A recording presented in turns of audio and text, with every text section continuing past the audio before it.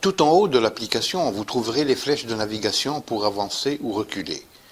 En plus des fléchettes de navigation, le numéro de la question actuelle et le nombre de questions s'affichent.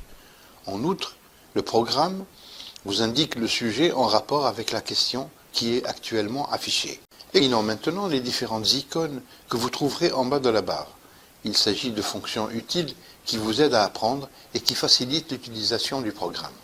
Toutes les questions sont illustrées avec des images. Vous pouvez les agrandir en cliquant sur le symbole de la loupe.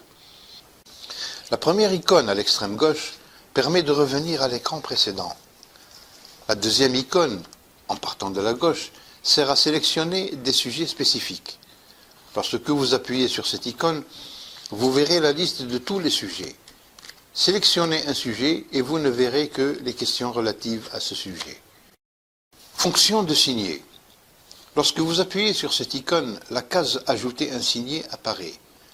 La question actuelle sera ainsi sauvegardée comme signée. Si vous avez déjà enregistré plusieurs signets, vous pouvez sélectionner un de vos signets enregistrés en appuyant sur l'icône du signet et en choisissant « Sélectionner le signet ». Fonction de commentaire. Si vous êtes bloqué sur une question, vous pouvez utiliser la fonction de commentaire pour afficher la bonne réponse. La bonne réponse sera indiquée en vert. Veuillez noter que vous devez désactiver la fonction de commentaire en appuyant à nouveau sur le symbole afin que la bonne réponse ne soit pas déjà affichée pour les prochaines questions. Fonction de statistiques. Les statistiques sont affichées en cliquant sur le symbole avec le graphique en barre. Cela vous permet d'évaluer avec précision vos progrès en matière d'apprentissage.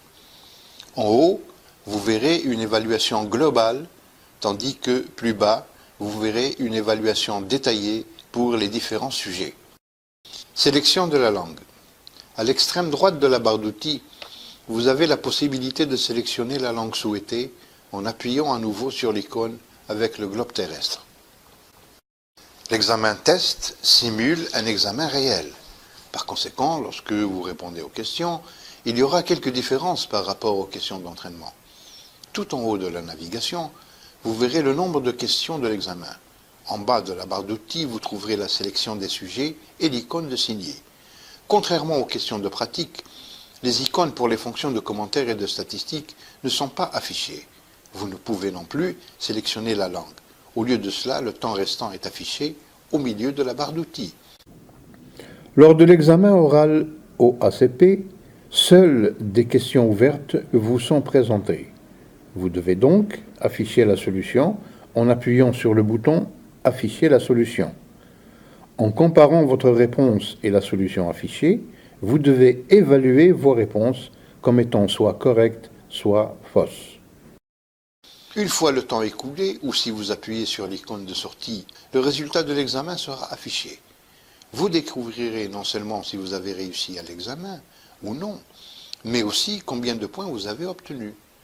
En appuyant sur « OK », vous accédez à la vérification des questions. Les réponses que vous avez données sont marquées. Les bonnes réponses sont indiquées en vert, les mauvaises en rouge. Vous pouvez revenir à la vue d'ensemble en appuyant sur le bouton « Retour ».